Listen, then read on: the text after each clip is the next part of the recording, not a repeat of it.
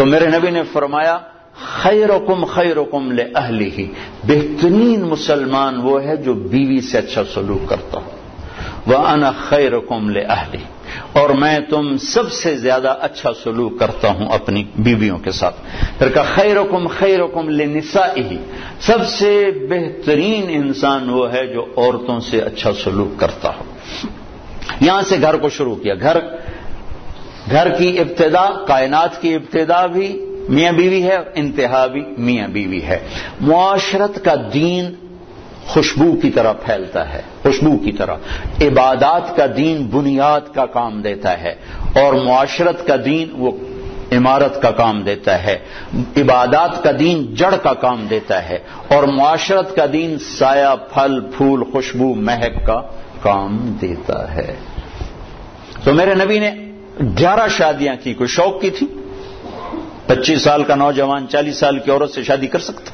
جس عورت کے 2 نکاح ہو چکے ہوں پہلے اور ہر نکاح سے اولاد بھی ہو، ہر شادی سے اولاد ہو، اور 40 سال کی عمر ہو، 2 شادیاں ہو چکی ہوں اور شادی کرنے والا 25 برس کا خوبرو نوجوان ہو۔ حضرت غامدیہ کہتی ہیں، خزائیہ، ام معبد الخزائیہ آپ کا حلیہ بیان کرتے ہوئے فرماتی، رأیت رجلا ظاہر الوضاء ابلج الوجه حسن الخلق لم تعبه فجلا لم تزری به فعلا وسیم قسیم حسین، کیا الفاظ، فی عینیہ دعج، فی صوتہ سہل، فی لحیتہ کثافہ، فی عنقہ سطع۔ میں نے ایک جوان دیکھا ایسا حسین چمکتا چہرہ، نہ نکلا ہوا پیٹ، نہ دبلا پتلا، نہ پیٹ نکلا کہ بدصورت ہو جائے، نہ دبلا پتلا کہ بے روب ہو جائے، اور چہرہ روشن، حسین، آنکھوں میں چمک، خوبصورت موٹی آنکھ، آواز میں جادو، گردن لمبی، داڑھی گھنی، چہرے پر نور، 14ویں رات کے چاند کی طرح چمکتا ہوا چہرہ، وسیم قسیم۔ یہ 2 لفظ عجب کہے ہیں، 2 لفظ عجب کہے ہیں۔ وسیم کسے کہیں؟ جسے دیکھ کر آنکھ نہ بھرے اور ہر دفعہ دیکھنے کا شوق بڑھ جائے، اسے وسیم کہتے ہیں۔ اور قسیم کسے کہیں؟ جو ہر طرف سے خوبصورت ہو، سر سے لے کر پاؤں تک، ناخن کے انگوٹھے سے سر کے بال تک حسن ہی حسن کا پیکر ہو، اسے قسیم کہتے ہیں۔ تو کائنات میں حسین بہت آئے، وسیم ایک ہی آیا، خوبصورت بہت آئے، قسیم ایک ہی آئے، وہ ہے محمد الرسول اللہ صلی اللہ علیہ وسلم، جن کو دیکھ کے آنکھ نہیں بھرتی تھی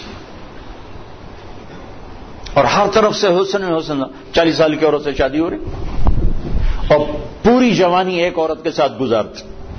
50 سال آپ کی عمر ہوئی تو حضرت خدیجہ کا انتقال ہوا، 65 سال کی عمر اور اس کے بعد شادیوں کی لائن لگ گئی۔ معاشرت سمجھانی تھی، زندگی سمجھانی تھی۔ آپ نے فرمایا ما زوجت وما تزوجت الا بوحی من السماء اتى به جبرائیل۔ کہا میں نے کسی بیٹی کی شادی نہیں کی اور کوئی شادی نہیں کی جب تک کہ اوپر سے حکم نہیں آیا اور جبریل لے کر آیا۔ پھر آپ نے فرمایا ما تزوجت وما زوجت الا اہل الجنہ، میں نے کسی عورت سے شادی کی ہو، میں نے اپنی بیٹی کی کسی سے شادی کی ہو، سب کے لیے میرے اللہ کا فرمان ہے کہ سب جنتی ہیں۔ تو 25 سال کی عمر میں 40 سال کی عورت سے شادی کا کیا تو بنتا ہے؟ اور حسن ایسا کہ دیکھنے والے آنکھ نہ بھرے۔ ایسا عائشہ کپڑا سی رہی تھی، سوئی گر گئی تو وہ کمرے میں ایسی روشنی نہیں کہ ان کو سوئی نظر آئے تو وہ ایسے ایسے ٹٹول رہی تھیں۔ اتنے میں آپ کمرے میں داخل ہوئے تو آپ کے چہرے کے نور سے سوئی چمکنے لگی۔ عکس پڑتا ہے نا، تو جو ایسی ہستی ہو وہ تو 25 سال کا ہے تو کوئی 20 سال کی لڑکی تلاش کرے اپنے لیے۔ 40 سال 50 سال کی عمر میں حضرت خدیجہ جدا ہوئی آپ سے جب آپ 50 سال کے تھے، تو اس کے بعد شادیوں کی لائن لگ گئی۔ الا بوحی من السماء اتى به جبریل، کہ ہر شادی آسمان سے وحی آئی۔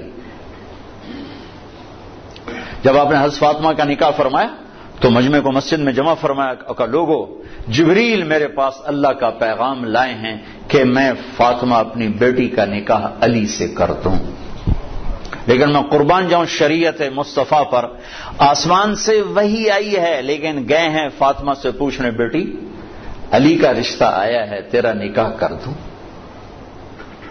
اور ہمارا بیٹیوں سے پوچھنا عیب سمجھا جاتا ہے، اور بیٹی کوئی رائے دے دے تو کہتے بڑی بے حیا ہے۔ آسمان سے وحی آ چکی ہے کہ علی کے ساتھ فاطمہ کا نکاح کیا جائے، پھر میرے نبی پوچھنے جا رہے ہیں، فاطمہ علی کا پیغام آیا ہے، تیرا نکاح کر دوں؟ جب انہوں نے ہاں کہا، پھر جا کر کہا جاؤ مجمع اکٹھا کرو، پھر لوگوں کو اکٹھا فرمایا، پھر ممبر پہ کھڑے ہو کے فرمایا کہ لوگوں، میرے اللہ نے مجھے جبریل پیغام لے کر آئے کہ میں اپنی بیٹی فاطمہ کا نکاح علی کو سامنے بٹھایا، اور سارا مجمع کا، پھر آپ نے خطبہ پڑھ کے کہا، علی میں نے 400 درہم مہر کا عوض اپنی بیٹی فاطمہ بنت محمد کو تیرے نکاح میں دیا، تو نے قبول کیا؟ تو انہوں نے زور سے کہا میں نے قبول کیا، اور سجدے میں سر رکھ دیا اور زور سے یہ دعا پڑھی، رب اوزعنی ان اشکر نعمتک التی انعمت علی وعلی والدی، اس پر آپ نے کہا آمین۔ پھر آپ نے سارے مسجد میں کے حاضرین کو شہد کا شربت پلایا، کھجور کھلائی۔ سبحان اللہ، کیا پیاری زندگی ہے، کیا خوبصورت زندگی ہے، اس سے زیادہ عورت کے حقوق اور کیا کوئی بیان کرے گا۔ حضرت ام ایمن بیٹھی تھی، ان کا بیٹا محمد پانی تو پلا، تو حضرت عائشہ ناراض ہو گئی، کہا تو رسول اللہ سے کہتی پانی پلا؟ کہا کیوں نہ کہوں، میں نے دودھ پلایا ہے، آپ کو 8 عورتوں نے دودھ پلایا ہے، ماں سمیت، ماں کے علاوہ 7 اور عورتیں، جن میں سے ایک ام ایمن، حلیمہ کا تو نام مشہور ہو گیا، 6 اور بھی، ان میں ام ایمن بھی ہیں۔ تو انہوں نے کہا میں نے دودھ پلایا ہے، تو اب جلدی سے اٹھے، گلاس اٹھایا، کہا ہاں ہاں عائشہ یہ میری ماں ہے۔ آپ نے خود گلاس پیش کیا،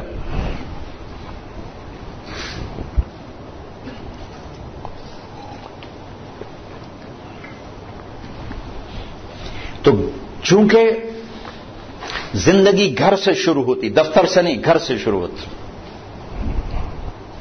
ہمارے ایک استاد بڑے شفیق تھے، لیکن جب آگے کبھی ڈانٹنا شروع کرتے ہم کہتے لگتا استاد جی گھر دینا لڑتے آئے ہوئے، اور ہم دائیں بائیں سے خبر لیتے تو تقریباً وہ خبر سچی ہوتی تھی۔ لڑائی گھر میں اور غصہ ہم پہ نکل رہا، جب آدمی کا گھر ڈسٹرب ہوتا ہے تو پھر دفتر بھی ڈسٹرب ہوتا ہے۔ تو تم دعا کرو تمہارے باس گھروں میں نہ لڑیں تاکہ تمہارے ساتھ ٹھیک رہے۔ زندگی کی ابتدا گھر سے ہے، گھر سے۔ تو ایک گھرانہ کیسا ہونا چاہیے، اور ایک گھر کی آبادی کا دار و مدار کس پر ہے؟ اللہ کی قسم پیسے پر نہیں ہے، وہ میرے نبی کے اخلاق پر ہے، میرے نبی والے سلوک پر ہے۔ چونکہ زندگی چیزوں کا نام نہیں، میزان بینک کا نام زندگی نہیں ہے، معیشت کا نام زندگی نہیں ہے، زندگی احساسات کا نام ہے۔ احساسات جب پروان چڑھتے ہیں تو زندگی خوشحال ہوتی ہے، روٹی ملے یا نہ ملے، اور احساسات جب مجروح ہوتے ہیں تو زندگی زخمی ہو جاتی ہے، اور پھر زندگی ماند پڑ جاتی ہے، چاہے سونے چاندی کے زیور میں لدا ہوا گھرانہ کیوں نہ ہو۔ جب احساسات بکھرتے اور ٹوٹتے ہیں تو زندگی تباہ ہو جاتی ہے، جب احساسات پروان چڑھتے ہیں تو زندگی آباد ہو جاتی ہے، اور احساسات کو پانی ملتا ہے نبی والے اخلاق سے، زیور سے نہیں، پیسے سے نہیں، ڈگری سے نہیں۔ تھوڑی دیر پہلے ایک خاتون ملی اور پھوٹ پھوٹ کے رونے لگی، اربوں پتی آدمی کی بیگم، کہ میں اس دولت کو کیا کروں، میرے خامند کا سلوک ہی میرے ساتھ اچھا نہیں، میں اس دولت کو کیا کروں۔ تو میرے نبی، میرے بھائیوں، ایک زندگی دے کر گئے ہیں جو شروع ہوتی ہے گھر سے۔ ایک گھر کو بچانے کے لیے سینکڑوں آیات قرآن نے اتاری۔ میں تو مفتی نہیں، مفتیوں سے سنی بات بتا رہا ہوں کہ ایک آدمی کہتا ہے انشاءاللہ میرا یہ پلاٹ مسجد کے نام وقف، تو اس کے یہ کہنے پر وہ وقف ہو گیا، اب وہ واپس نہیں لے سکتا، اس لیے کہ اللہ خود چاہتا ہے کہ تم اللہ کے نام پہ خرچ کرو۔ تو میں کہتا ہوں جی انشاءاللہ میرا یہ قالین مسجد کے نمازیوں کے لیے وقف ہو گیا، تو اب یہ ہو گیا، میں واپس نہیں لے سکتا۔ لیکن ایک آدمی یوں کہتا ہے انشاءاللہ میری بیوی کو طلاق، تو یہ مفتی کہتے ہیں نہیں ہوئی۔ اس نے کہا تھا اگر اللہ چاہے تو میری بیوی کو طلاق، اور اللہ چاہتا ہی نہیں کوئی اپنی بیوی کو طلاق دے، اس لیے یہ طلاق نہیں ہوئی۔ ایک گھر کو بچانے کے لیے سینکڑوں ہزاروں سورہ نساء، سورہ مریم، سورہ طلاق، سورہ تحریم۔ آپ نے کہا علی طلاق سے بچنا، جب طلاق دی جاتی ہے تو اللہ کا عرش کانپ اٹھتا ہے، جب گھر بگڑتا ہے تو وہاں سے معاشرہ بگڑتا ہے، جب گھر سنورتا ہے تو وہاں سے معاشرہ سنورتا ہے۔ تو پہلا میاں بیوی ہیں، ان کا آپس میں سلوک کیسا ہے؟ اور چونکہ کسی کی لڑکی کو مرد لے کے جاتا ہے تو اس کی طرف شریعت زیادہ متوجہ ہے، عاشروہن بالمعروف، ان عورتوں سے اچھا سلوک کرنا۔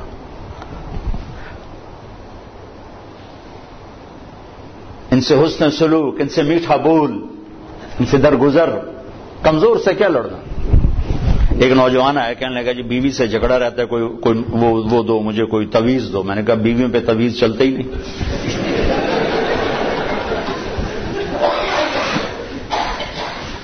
کہنے لگا تو کیا کروں؟ میں نے کہا ایک کام کرو، ہو جائے گا معاملہ ٹھیک۔ کیا؟ میں نے کہا جب تم کھانے پر بیٹھو تو روزانہ 2-4 لقمے اپنے ہاتھ سے کھلا دیا کرو، بس کوئی لمبا چوڑا کام نہیں بھائی۔ کچھ دن بعد اس کا ویسے ہی فون آ گیا تو مجھے اپنی بات یاد آ گئی۔ میں نے کہا میری بات پہ عمل کیا تھا؟ کہنے لگا نہیں۔ میں کیوں؟ کہنے لگا شرم آتی۔ میں نے کہا لڑتے ہوئے شرم نہیں آتی بھائی، کمزور سے بھی کوئی لڑتا ہے۔ آپ نے گامے پہلوان کا نام سنا؟ گاما پہلوان، یہ رستم زمان کا ٹائٹل، اس نے لندن میں اس کو تاج پہنایا گیا تھا۔ ایک امریکہ کا پہلوان تھا زبسکو، اس کو اس نے ہرایا تھا 2 گھنٹے کی کشتی کے بعد، تو پھر اس کو یہ ٹائٹل ملا تھا۔ یہ اندرون شہر لاہور میں رہتا تھا، تو سبزی لے رہا تھا تو بھاؤ تاؤ پہ کوئی بات بڑھ گئی تو سبزی والے نے گلاس اٹھا کے مارا گامے کو، تو اس کے لگا یہاں تو خون نکل آیا، تو اس نے پگڑی کھولی اور یوں نیچے سے اس کو بل دے کر یوں باندھی اور چل پڑا۔ تو لوگوں نے کہا پہلوان جی اے مڑکو جیا بندہ تو مار گیا، وہ تسی چپ کر کے ٹر پے ہو؟ وہ کہنے لگا ماڑے نو ماردیا شرم ہوندی۔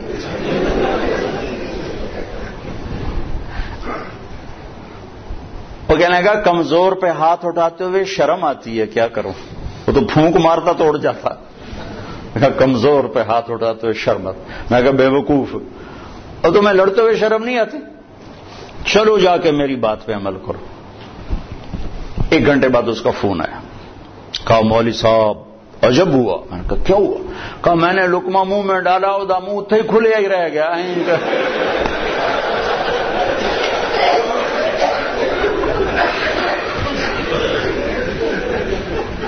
اس نے کہا یہ تمہیں کسی اور نے پٹی پڑھائی ہے، تو نہیں کر سکتا، مجھے بتا کس نے؟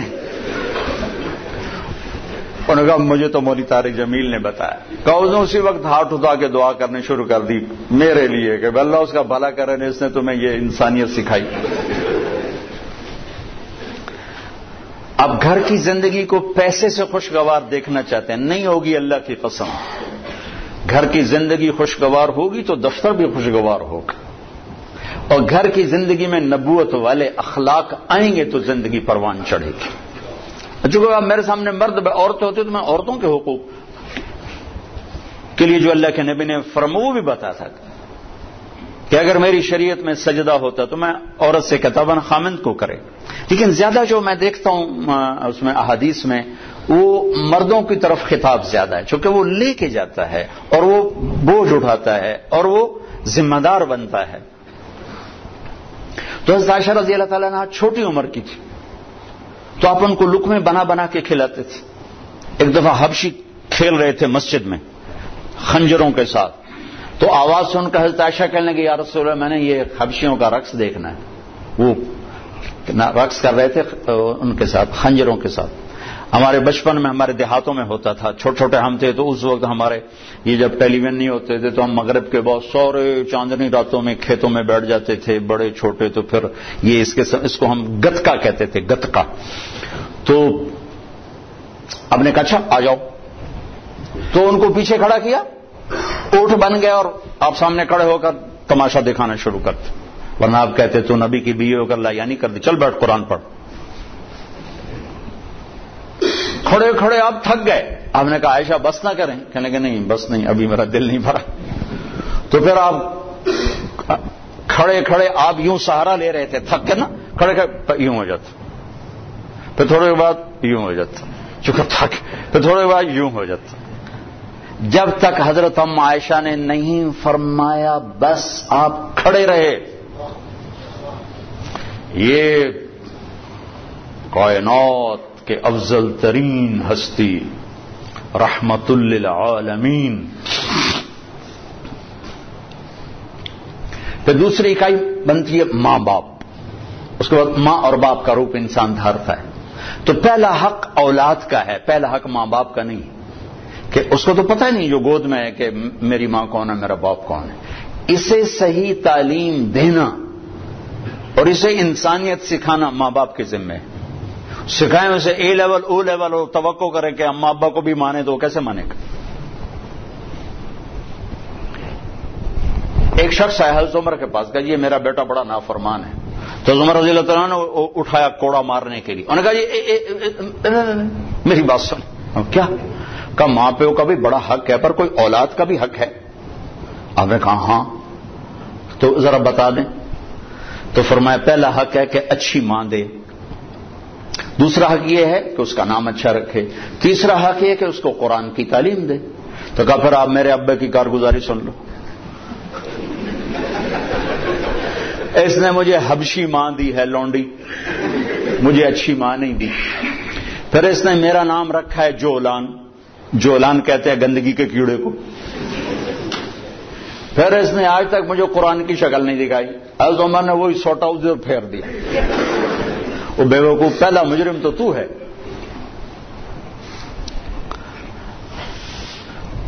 وہ تو ایک پتھر ہے، اس کو تراش خراش کی ضرورت ہے. نہ تراشیدہ وہ پتھر ہے. تو پہلی گود ماں باپ ہیں. اب ماں باپ اتنا وقت نکالیں کہ بچوں کے ساتھ کانفرنس ہو، بیٹھنا ہو.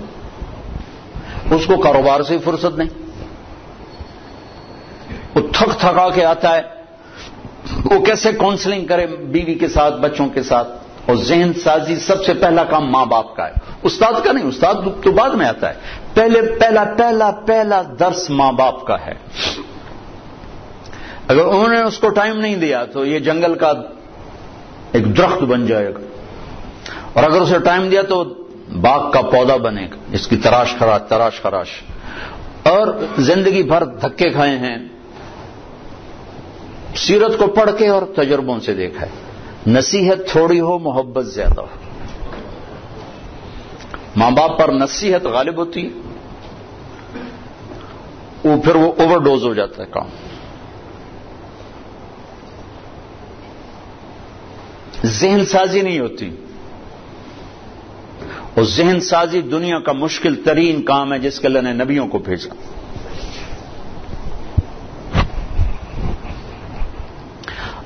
اب مصیبت یہ ہے کہ جس نے ادھار بیچا ہو، ادھار خریدا ہو، وہ گھر میں حاضر ہو کے بھی غیر حاضر ہوتے. ہماری ساری تجارت تو چلی گئی ادھار پہ. اور ہوس زیادہ ہے، اسباب تھوڑے ہیں. تمنا زیادہ ہے، اسباب تھوڑے ہیں. تو ذہن فارغ ہی نہیں ہوتا ہے. کن قانعا تکن اغنى الناس، قناعت اختیار کر سب سے بڑا غنی بن جائے. 15 برس اللہ دیتا ہے تربیت کے، 15 برس ماں باپ کو، 15 برس کے بعد پوری شریعت متوجہ ہو جاتی. یہ 15 سال بچے اور بچی کے ان پر لگاؤ زور کہ ان کو اللہ کا تعارف کروا دو، اللہ کے نبی کا تعارف کروا دو، ان کے اخلاق ان بتا دو، ان کو آخرت بتا دو، جنت بتا دو، جہنم بتا دو، پھر ان کے شر سے تم بری و ذمہ. لیکن ماں باپ کو ہی نہیں پتا تو اولاد کو کیا پتا ہوگا. ماں باپ اگر حق ادا کر دیں اولاد کے لیے تو پھر وہ لوٹ کر ان کی طرف آئے گا، پھر وہ اپنے ماں کو عزت دے گا، باپ کو عزت دے گا. ایک ہماری تہذیب تھی وہ ختم ہو گئی. بہت چھوٹے بچپن میں میں اپنے دادا کو تو نہیں سنبھلتا، دادا کے بھائی کو میں سنبھلتا ہوں. تو میرے دادا کے جو چھوٹے بھائی تھے ان کے بیٹے ان کے سامنے نہیں بیٹھتے تھے، حالانکہ بالکل جاہل ان پڑھ لوگ تھے دنیا کے لحاظ سے، لیکن ایک تہذیب تھی، ایک ثقافت تھی دیہات کی، پنجاب کی، غریب کی امیر کی. ان کے پیٹھ پیچھے بیٹھتے تھے، سامنے نہیں بیٹھتے تھے. سامنے بلاتے تو وہ کھڑے ہو جاتے تھے، بیٹھتے نہیں تھے، کھڑے رہتے تھے. تو وہ تہذیب تو ہمارے ہاتھوں سے نکل گئی، چلی گئی. ہر چیز خلط عملا صالحا واخر سیئا کی بجائے اختلط الحابل بالنابل. وہ اچھا برا سب مل کے ہم اپنی ثقافت تہذیب کھو چکے ہیں. کچھ وقت ماں باپ اپنے بچوں کو دیں. میاں بیوی آپس میں جب بیٹھو کبھی موبائل فون چالو نہ رکھو ورنہ تھوڑی ہر لے لڑائی ہونی. اور میں اپنے بھائی کے گھر جاتا ہوں، وہ ہے یہ دل کا ڈاکٹر، وہ بیچارے کی مجبوری ہے وہ کھلا رکھنا ٹیلی فون کہ کسی وقت ایمرجنسی مرض ہے، ایمرجنسی کال ہوتی. تو وہ میں جب بھی اس کی بیوی کو دیکھتا ہوں نا لڑتے ہوتا سر اسی بات پہ دیکھ رہا ہوتا ہوں کہ اے ٹیلی فون ہی تیرا ہر بولتا رہ جاتا. اگر میں کی کروں میری مجبوری، کوئی پیچھو مردہ پہ ہو تو میں کی کروں. تو آپ لوگوں کے تو کوئی ایمرجنسی نہیں نا، جب میاں بیوی بچے بیٹھو فون بند کر دیا کرو، نہیں تو اس کی ٹان تمہاری ساری زندگی غارت کر دے گی. اس فون نے اخلاق برباد کر دی، گھروں کا سکون چھین لیا ہے. ان لنفسک علیک حقا وان لزوجک علیک حقا. تیری بیوی کا تیرے اوپر حق ہے، تیری ذات کا تیرے اوپر حق. یہ تھوڑا کہ تم میزان بینک کے ملازم ہو تو اب تمہارے گھر میں بھی تمہارا فون چل رہا ہو بھائی عرفان صاحب کی کہیں کال نہ آ جائے. کیوں بھائی بیوی دا حق نہیں؟ کیوں جی عرفان صاحب؟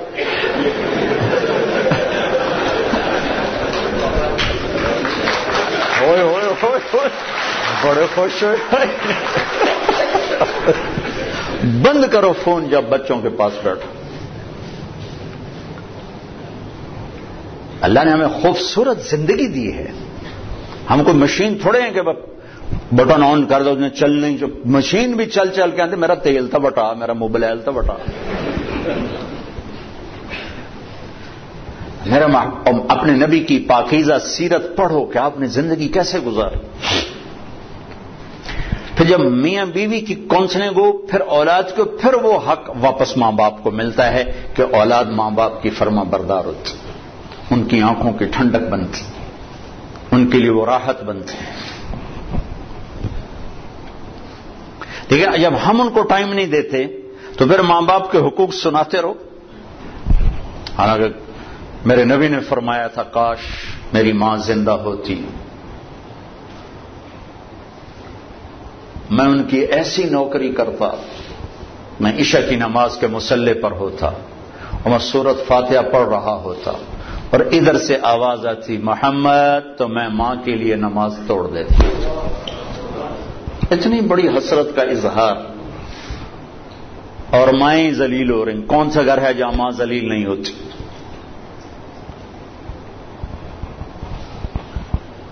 اتنی بڑی ہستی فرما رہے ہیں نماز توڑ دیتا. آخری حج میں جب ابوا کے قریب پہنچے، 60-70 ہزار کا مجمع تھا آپ کے ساتھ، اور قریب پہنچے تو اونٹنے کا رخ ماں کی قبر کی طرف پھیر دی. وہاں ابوا میں قبر ہے حضرت آمنہ کی. سن 2000 میں گیا تھا تو میں وہاں اس جگہ، وہ آدمی جا تو سکتا نہیں، کوئی رہبر ہو تو جا سکتے ہیں، تو اللہ نے ایک رہبر ٹکرا دیا تھا تو میں وہاں پہنچا تھا. زندگی گزری سفروں میں، ایسا سفر کبھی نہیں کیا. بیت اللہ کے اندر 2 دفعہ گیا, وہ کیفیت نہیں بنی جو حضرت آمنہ کی قبر پہ بنی.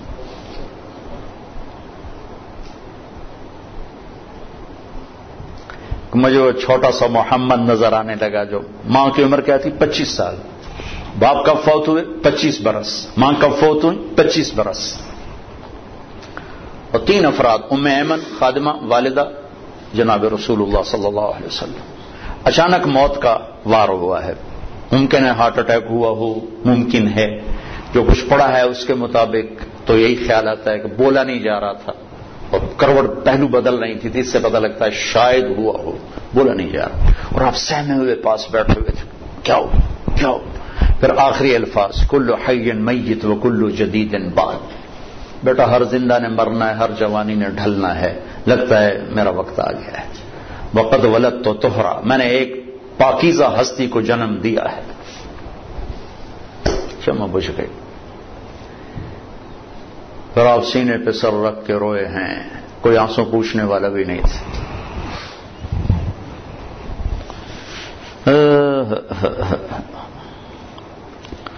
پتھر جوڑ کے وہاں نیچے اترے تو آپ پھر بھاگ کے اوپر چڑھ گئے. پہاڑ ہے اتنا اونچا, اس سے تھوڑا سا اونچا ہے, پھر اوپر چڑھ گئے. ام ایمن پیچھے پیچھے دوڑی تو اب ماں کی قبر سے لپٹ کے لیٹے ہوئے تھے ایسے. جب قریب آئیں تو آپ کہہ رہے تھے اماں تجھے تو خبر تھی تیرے سوا میرا کوئی نہ تھا, مجھے چھوڑ کے تو کہاں چلی گئی.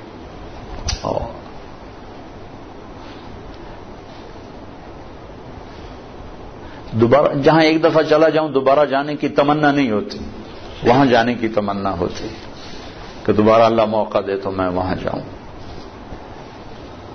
ایک وقت اثر ڈھل چکی تھی کافی, فضا میں بھی وہ سرخی چھا چکی تھی, تو موسم سوگوار, ایک وہ مقام, پھر وہ پڑا ہوا سامنے 14 صدی کے پردے ہٹاتے ہٹاتے ہٹاتے میں وہاں بے خود کھڑا رہا. واہ میرے رب, جس کو تو نے حبیب بنایا اسے اتنے بڑے دکھ میں ڈالا. ہوئے ہوئے ہوئے ہوئے, کمال کرتے. باپ دیکھا نہیں, بہن ہے نہیں, بھائی ہے نہیں, چلو مکے میں موت دے دیتا, کوئی دادا دادی کوئی تو چاہ لینا. جنگل میں موت دی. کبھی اللہ تمہیں موقع دے تو دیکھنا جا کے وہ. میں تو یہ واقعہ ہزاروں دفعہ سنا چکا ہوں, ہر دفعہ روتا ہوں. حالانکہ آدمی عادی ہو جاتا ہے ایک چیز جب بار بار سنتا سناتا ہے, لیکن مجھے نہیں یاد کہ یہ کہتے ہوئے کبھی میں آپ دیدہ نہ ہوں. ہائے ہائے ہائے. تو ایمن نے اٹھایا, بیٹا اٹھو, کہا نہیں میں نہیں جاؤں گا, مجھے ادھر ہی چھوڑ دو. کھینچ کے لائی نیچے گھسیٹتے ہوئے. میں اس خوبصورت ہال میں وہ کیفیت کیسے منتقل کروں جو وہاں میرے اوپر طاری تھی. تو مکے تک روتے ہی آئے ہیں, روتے ہی آئے. تو زخم اتنا گہرا تھا کہ 6 برس اور 63 سال 57 برس گزر گئے, زخم نہیں بھرا. رب نے اپنی اونٹنی کا رخ ادھر موڑ دیا. اپریل کا مہینہ, شدید گرمی. تو ماں کی قبر کے سرانے تشریف لائے, اونٹنی سے اترے اور یوں بیٹھے اور سر یہ نیچے دیا ایسے. پوری پوزیشن چھوٹے بچوں والی, جب زیادہ لمبا رونا ہو تو بچوں کو یہ پوزیشن بنتی, یوں سر دیا, پھر آنسوں کی برسات لگ گئی. روتے روتے ساری دہڑی تر کرتی. اور اس قافلے کا انتظام ابوا بستی میں تھا. ابوا وہاں سے 10 میل دور ہے اندازاً. چونکہ میں پہلے ابوا گیا, وہاں سے کوئی رہبر ڈھونڈنا چاہا, ملا نہیں, پھر راستے میں ایک مل گیا تو اس کو لے کر. تو پھر آپ نے فرمایا کہ میں ادھر ہی آج قیام کروں گا. وہاں نہیں گئے جہاں سارا انتظام تھا ٹھہرنے کا, ماں کے سرانے رات گزاری. جن کے ہاتھ میں جنت کی چابی ہے, جن کے بغیر کوئی جنت میں جا نہیں سکتا, آپ نے کہا سارے نبیوں پر بھی جنت حرام ہے جب تک میں نہ چلا جاؤں. وہ اپنی ماں کے لیے ایسے بے قرار ہیں. آج مائیں ذلیل ہیں.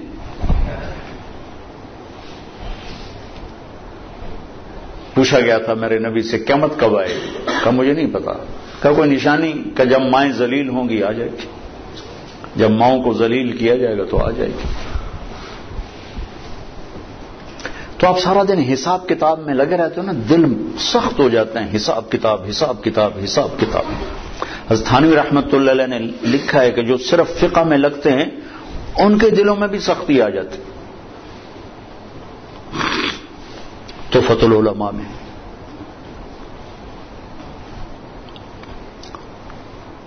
جو حساب کتاب ہے, فقہ بھی حساب کتاب ہے. یہ حلال یہ حرام, یہ حلال یہ حرام, یہ حلال یہ جائز یہ ناجائز, یہ شرط یہ فرض یہ واجب یہ سنت.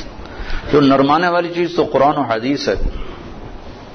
تو سارا دن حساب کتاب حساب کتاب حساب کتاب حساب. اور بھی دکھ ہیں زمانے میں محبت کے سوا, راحتیں اور بھی ہیں حساب کی راحت کے سوا. تھوڑی سی فیض سے معذرت کے ساتھ.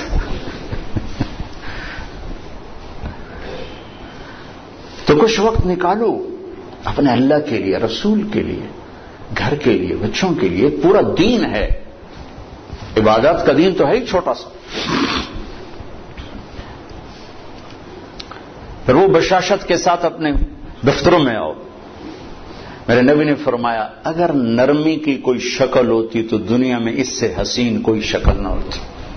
لو کان الرفق خلقا لما رأى الناس خلقا احسن منه. اور بد اخلاقی کی کوئی شکل ہوتی اور سختی کی کوئی شکل ہوتی تو اس سے بدصورت شکل کوئی دنیا میں نہ ہوتی. ولو کان العنف خلقا لما رأى الناس خلقا اقبح منه. اگر سختی اور بد اخلاقی کی کوئی شکل ہوتی تو اس سے بدصورت کوئی شکل نہ ہوتی. نرمی کی کوئی شکل ہوتی تو اس سے حسین کوئی شکل نہ ہوتی. میرے اللہ نے اپنے حبیب جیسی ہستی سے فرمایا فَبِمَا رَحْمَةٍ مِّنَ اللَّهِ لِنْتَ لَهُمْ. میرے محبوب یہ تیرے رب کا کرم ہوا, بہت بڑا کرم ہوا کہ آپ نرم ہو گئے. اللہ نے اپنے نبی پہ احسان جتلائے. أَلَمْ يَجِدْكَ يَتِيمًا فَآوَى وَوَجَدَكَ ضَالًّا فَهَدَى وَوَجَدَكَ عَائِلًا فَأَغْنَى أَلَمْ نَشْرَحْ لَكَ صَدْرَكَ وَوَضَعْنَا عَنْكَ وِزْرَكَ الَّذِي أَنقَضَ ظَهْرَكَ وَرَفَعْنَا لَكَ ذِكْرَكَ إِنَّا أَعْطَيْنَاكَ الْكَوْثَرَ. یہ مختلف جگہ پر اللہ تعالیٰ نے اپنے نبی پہ احسان جتلائے ہیں. جو احسان نرمی کا جتلایا ہے نبوت کا بھی ایسا نہیں جتلایا. وَكَانَ فَضْلُ اللَّهِ عَلَيْكَ كَبِيرًا, یہ نبوت کا احسان ہے. اور جب کہا میرے نبی آپ کو میں نے نرم بنایا, آپ کو میں نے نرم بنایا, اس کو کیسے بیان کیا؟ فَبِمَا. ماں کا ترجمہ میں یوں کرتا ہوں کہ یہ اپنے بازو مشرق مغرب میں پھیلا دوں اور شمال جنوب میں پھیلا دوں اور یہ زمین آسمان کی طرف پھیلا دوں تو بھی ماں کی وسعت اس سے زیادہ ہے. ماں میرے حبیب لا محدود رحمت آپ کی طرف متوجہ ہوئی اور آپ نرم ہو گئے. اچھا, اتنے بڑے حبیب جو قاب قوسین او ادنا ہوں, اتنے بڑے حبیب کہ جو رحمت للعالمین کا ٹائٹل لیے ہوئے ہیں, اتنے بڑے نبی جو کافۃ للناس بشیر و نذیرا ہوں, جو خاتم المرسلین ہوں. میرا اللہ کہہ رہا ہے اے میرے نبی لو کنت فظا, آپ جیسی ہستی کی زبان اگر سخت ہوتی, غلیظ القلب اور طبیعت میں بھی شدت ہوتی تو کیا ہوتا نتیجہ؟ یہ میزان بینک والے نہیں, یہ تو تنخواہ دار ہیں.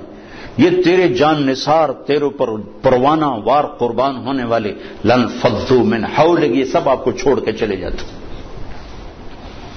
محبوب مصطفیٰ جیسی ہستی میں سختی ہوگی تو لوگ چھوڑ جائیں گے. چھوڑنے والے کون؟ صحابہ. کون صحابہ؟ کلن وعد اللہ الحسنى. اے میرے نبی میرا وعدہ تیرا کوئی صحابی جہنم میں نہیں جا سکتا, سب جنتی. جنتی لوگ محبوب مصطفیٰ اخلاق سخت ہوں گے تو چھوڑ جائیں گے. طارق جمیل کے اخلاق سخت ہوں گے تو اس کی تو اولاد اسے چھوڑ جائے گی, نوکر کہاں آئیں گے.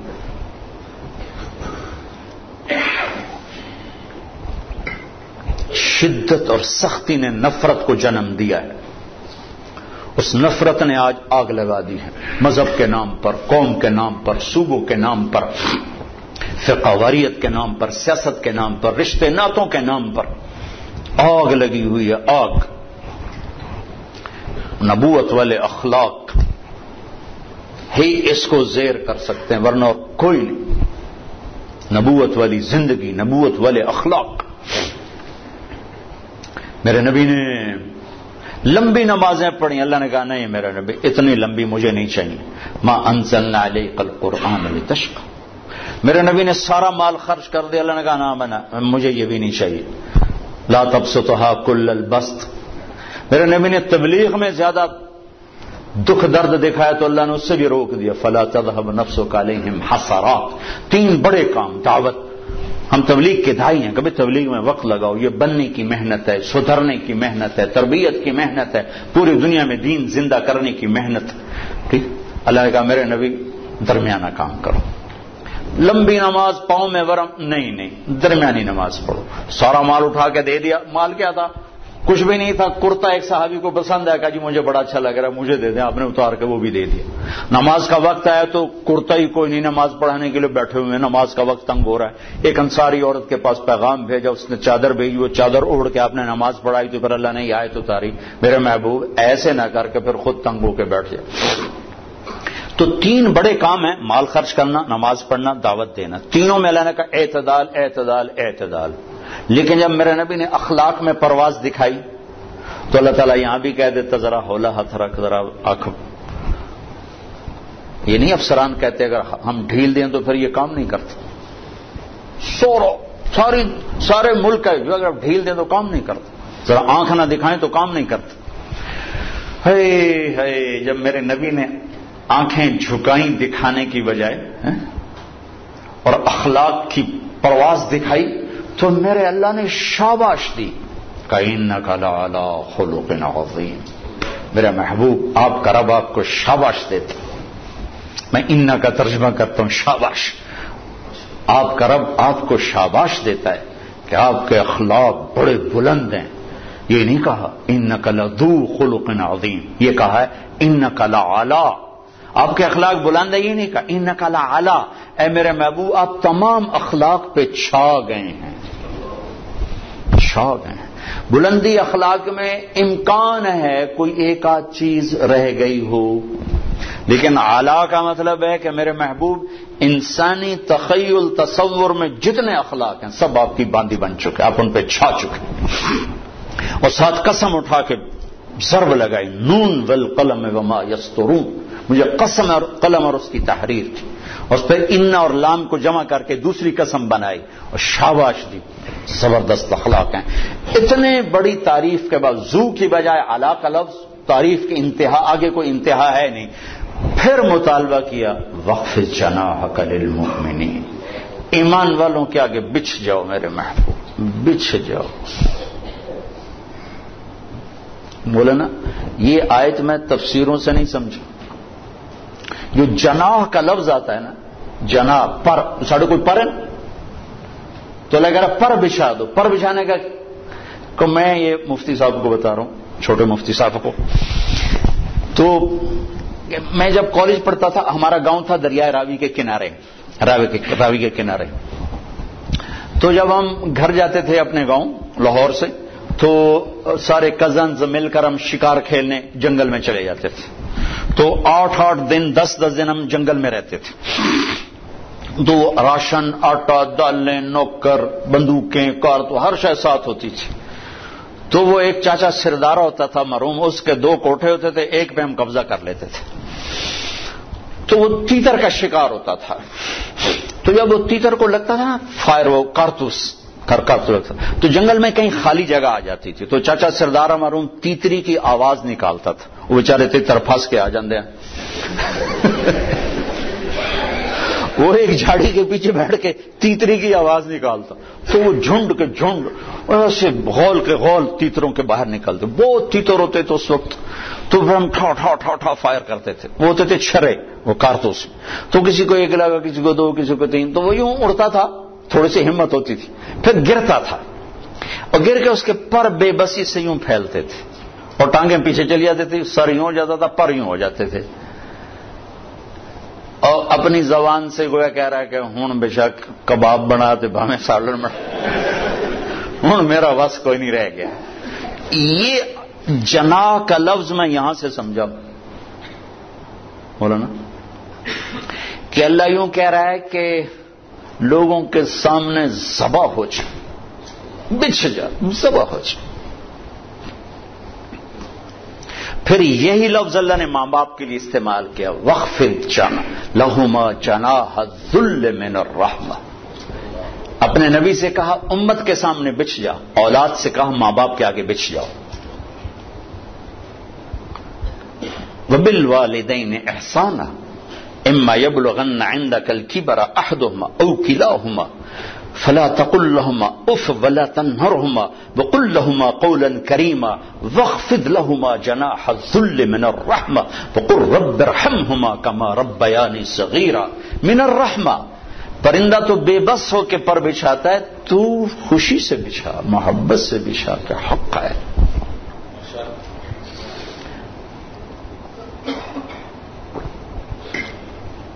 ایک شخص نے ماں کو حج کرایا کندھے پہ بٹھا کر، اور طواف تھا کرا رہا، طواف سے فارغ ہو کر حضرت عبداللہ بن عمر مل گئے، حضرت جی میں نے ماں کو حج کرا دیا، کندھے پہ بٹھایا، طواف کرایا، ماں کا حق ادا ہو گیا؟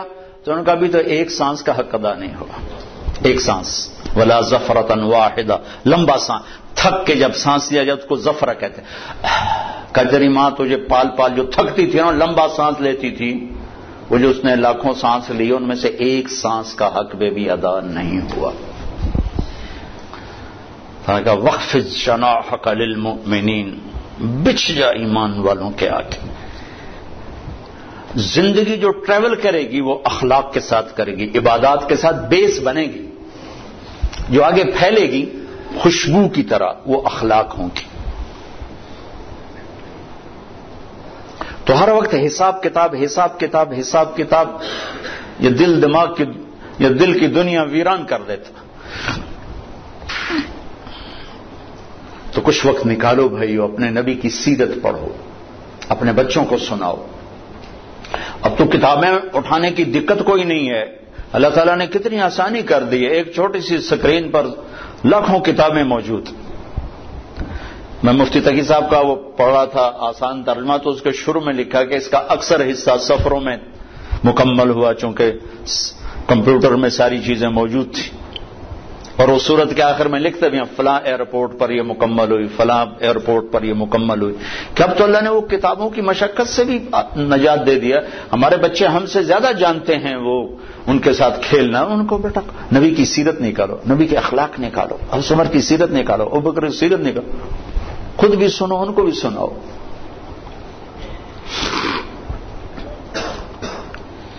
دنیا سے جاتے ہوئے اس طرح جائیں کہ اللہ راضی ہو، اللہ کا رسول راضی ہو۔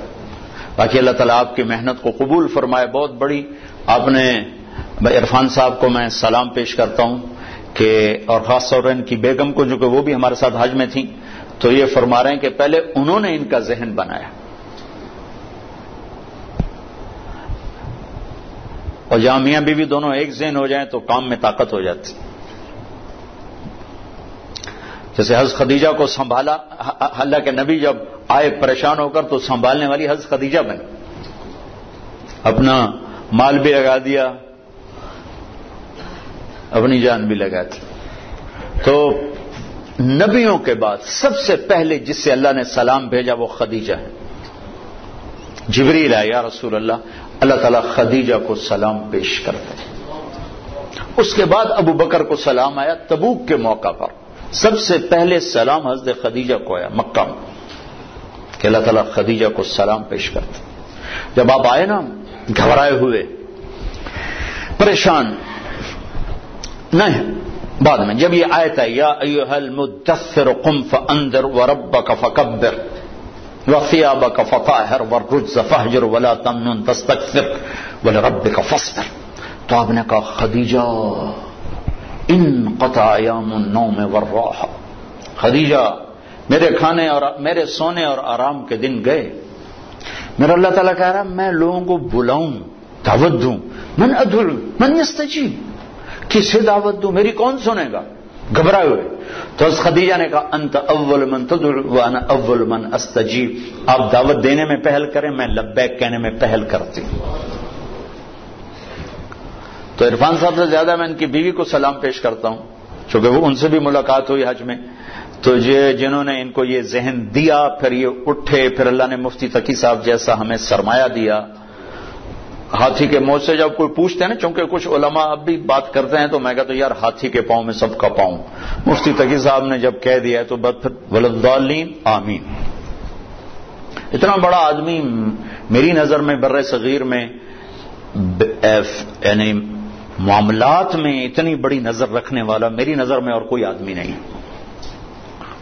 تو جب وہ اللہ کے فضل و کرم سے پھر ان کے بیٹے ماشاءاللہ انہی کے نقش قدم پر ہیں اور انہی کی طرح محنت کر رہے ہیں ماشاءاللہ ماشاءاللہ. وہ ہے کیا ہے، پدر پہ پوت نسل پہ گھوڑا بوتا نہیں تو تھوڑا تھوڑا. اور ہمارے باپ گھوڑے بڑے اچھے رکھا کر، میرے والد صاحب ان کو گھوڑوں کا شوق تھا بچپن میں. یہ موٹریں کاریں بہت کم ہوتی تھی تو گھوڑے بڑے نسل کے رکھتے تھے، بڑے خوبصورت. ایک ہمارا گھوڑا تھا سفید نکرا، اتنا نازک.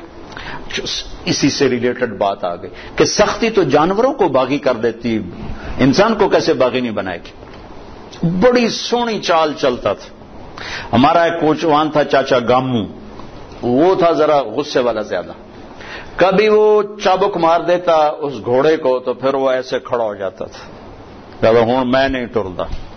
واللہ میں آپ کو آنکھوں دیکھا بتا رہا ہوں، سنا سنا نہیں بتا رہا، آنکھوں دیکھا بتا رہا ہوں. ہم چھوٹے چھوٹے تھے، وہ تانگے پہ تھے، تو چاچا گاموں نے اس کو چابک مار دیا تو ایسے سیدھا ہو گیا. پھر اس کا طریقہ ہوتا تھا بھائی کوئی لگام چھیڑو چل پڑے، نہیں. پھر ہوتا تھا وہ ٹانگے کے پہیے کو دو آدمی ایسے گھماتے تھے، وہ ٹانگے کا پہیا گھما وہ اور آکڑ گیا. تو چاچا گامو گیا اور اس نے پگڑی اتاری واللہ اور اس کے پاؤں میں رکھ کر کہنے لگا ہون تا ٹور پاؤ. یہ میں نے آنکھوں سے دیکھا ہے. اور یہ کہہ کر آ کر بیٹھا تو گھوڑا چل پڑا کہ ہاں ٹھیک ہے اے ٹھیک. اب آپ لوگوں کو چابک سے چلاؤ، اولاد کو چابک سے چلاؤ، بیوی کو ہنٹر سے چلاؤ، کیسے چلے گی؟ محبت دو محبت. اللہ اقبال کی قبر روشن کرے. ایسا شاعر نہ میں نے اردو میں دیکھا نہ عربی نے نہ فارسی میں. عجب شاعر تھا. یقین محکم عمل پہ ہم محبت، تین کام کر لو. کیا ہے؟ فاتح عالم، پوری دنیا فتح کر.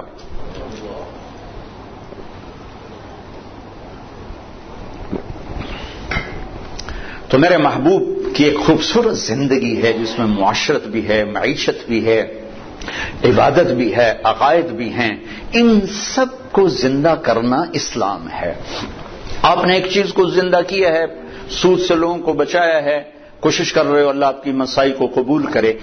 اپنے لیے بھی کچھ وقت نکالو کہ یہ تو دین کا ایک چھوٹا سا شعبہ ہے معیشت، لیکن میرا اللہ سے تعلق ٹھیک ہو، میرا لوگوں سے تعلق ٹھیک ہو، میرا ماں باپ زندہ ہیں تو ان سے تعلق ٹھیک ہو، بیوی بچے ہیں تو ان سے تعلق ٹھیک ہو. ہمارا جوائنٹ فیملی سسٹم میں بعض اوقات ماں باپ کی مداخلت زندگی برباد کر دیتی، بعض اوقات بیوی کی مداخلت ماں باپ کو برباد کر دیتی. لیکن یہ واقعات تھوڑے ہیں، پہلے واقعات زیادہ ہیں کہ ماں باپ کی بے جا مداخلت وہ میاں بیوی کی زندگی کو برباد کر دیتی. اور آگے حدود کا پتہ نہیں ہے تو وہ ماں کے چکر میں بہت سے لوگ اپنی بیویوں کو تباہ کر بیٹھتے ہیں، اپنے بچوں پہ بیویوں پہ بڑی بڑی زیادتیاں کر جاتے ہیں. میں چونکہ پنجاب کا ہوں، دیہات کا ہوں اور ذمہ دارہ معاشرت ہے، میں یہ ظلم بہت دیکھتا ہوں بہت دیکھتا ہوں بہت دیکھتا ہوں. تو میں 15 سال سے یہ مضمون بیان کر رہا ہوں. کتنی زیادہ ٹریفک ہو، لائن میں چل رہی ہو تو کوئی ٹریفک نہیں پھنستی، لیکن اگر ایک دوسرے کی لائن میں گھس جاؤ تو کھلوتے ہوئے ہم سارے دیں. تو ساس بہو کے اندر کی حدود میں جانا چاہتی، بہو ساس کی حدود میں جانا چاہتی ہے، سسر میاں بیوی کی زندگی میں آنا چاہتا ہے، وہ اس کی زندگی میں آنا چاہتے ہیں. تو 4 گاڑیاں پھنس جاتے، ٹریفک رک جاتی. 1 لاکھ گاڑی اپنی لائن میں جا رہی ہو، کوئی ٹریفک نہیں بند ہوتی. تو میرے نبی نے زندگی بتائی ہے، بیوی کا اپنا حق ہے، ماں باپ کا اپنا حق ہے. میرے ماں باپ کی وجہ سے میری بیوی بے عزت نہ ہو، میری بیوی کی وجہ سے میرے ماں باپ بے عزت نہ ہو. بہن بھائیوں کی وجہ سے بیوی کا رشتہ خراب نہ ہو، بیوی کی وجہ سے بہن بھائیوں کا رشتہ خراب نہ ہو. اس کو بیلنس کرنا. آپ کے تو بینک کا نام ہی میزان ہے، بڑا خوبصورت نام رکھا ہے، عدل، ترازو. تو بیلنس آف لائف میرے نبی سے ملے گی اور کہیں سے نہیں ملے گی کہ کس طرح آپ نے بیلنس کر کے دکھایا ہے ہر چیز کو. یہ تبلیغ اس کو سیکھنے کی محنت، تو اس میں ٹائم بھی دے، جب اللہ موقع دے تبلیغ میں آپ وقت لگائیں، اس سے انشاءاللہ آپ کو ہمت ملے گی، قوت ملے گی. اور اپنی روزمرہ کی زندگی میں آخری ایک بات کر کے ہم دعا کرتے ہیں. ابو دجانہ رضی اللہ تعالیٰ عنہ کا ایک قول آپ کو سنا تھا.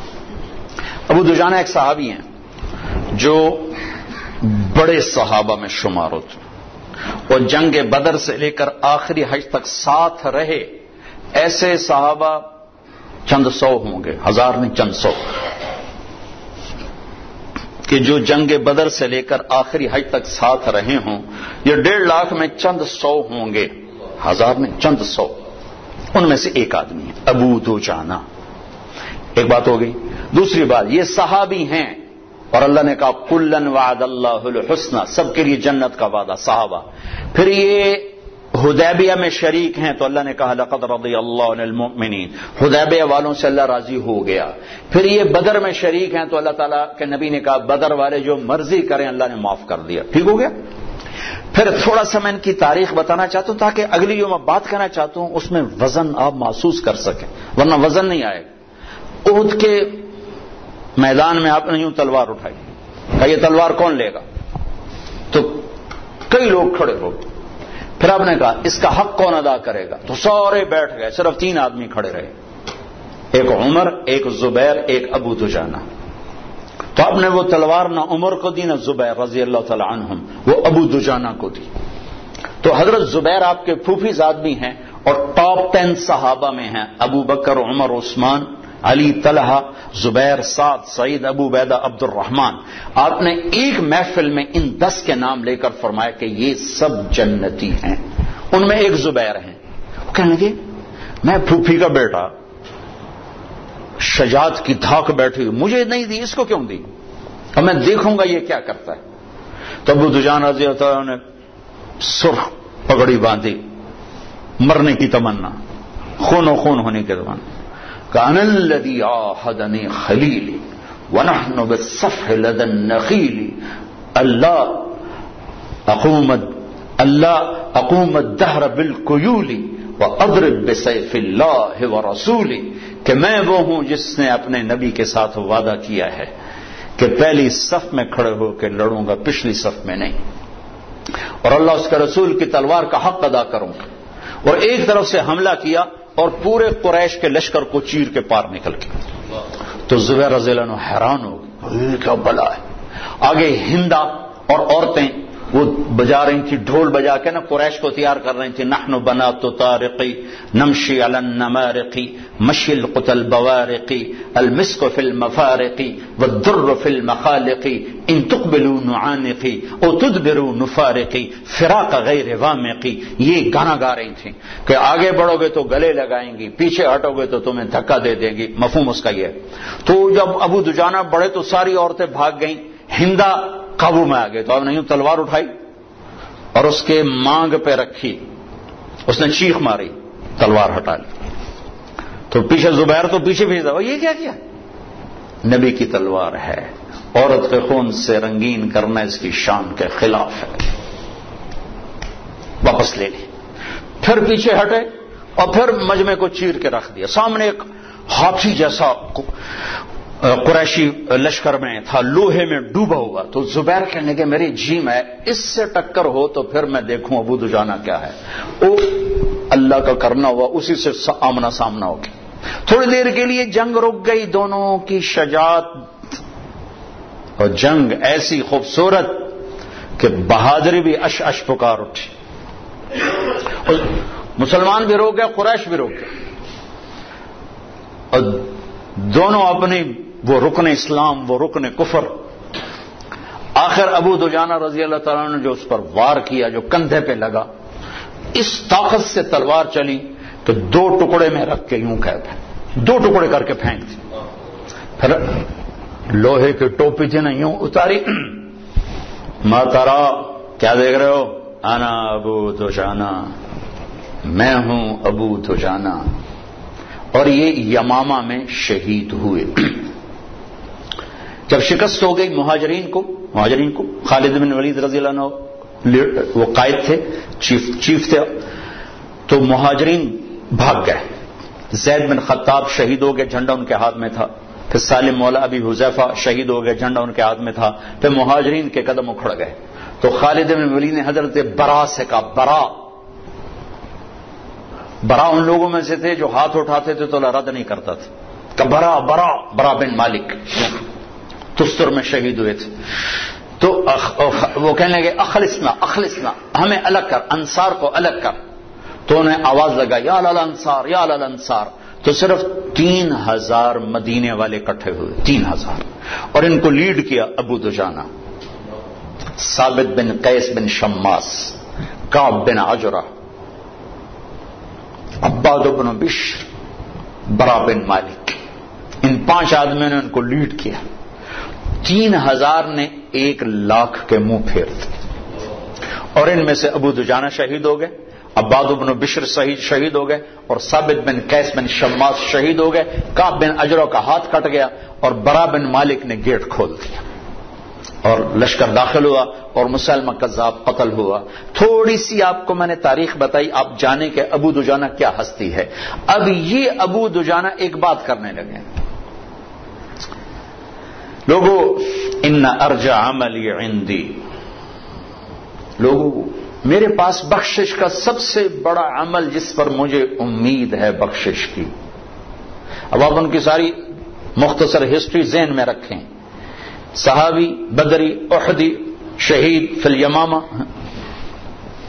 لوگو ان ارجع عملی عندی، میرے پاس بخشش کا سب سے بڑا عمل جس پر میں امید کرتا ہوں، انی ما آذیت احدا بلسانی، میں نے آج تک اپنی زبان سے کسی کو دکھ نہیں پہنچایا، ولا اجد فی قلبی غلا لاحد، اور میرے دل میں کسی کے بارے میں کوئی بغض نہیں ہے۔ ارے بھائی آپ تو بدر کے شریک ہیں، ہاں، آپ تو احد والے ہیں، ہاں، حدیبیہ والے بھی ہوں، آپ تو صحابی ہیں بالکل، لیکن بخشش کا عمل میرے پاس یہ ہے کہ میں نے آج تک اپنی زبان سے کسی کو دکھ نہیں پہنچایا، اور میرے دل میں کسی کا بغض نہیں ہے۔ یہ آخری بات کرتا ہوں کہ اس زبان کو میٹھا کر دو، اللہ کی قسم یہ شہد سے زیادہ میٹھی ہے، اور 7 سمندر کے پانیوں سے زیادہ کڑوی ہے، یہ مکھن سے زیادہ نرم ہے، اور 2 دھاری تلوار سے زیادہ تیز ہے اور سخت ہے۔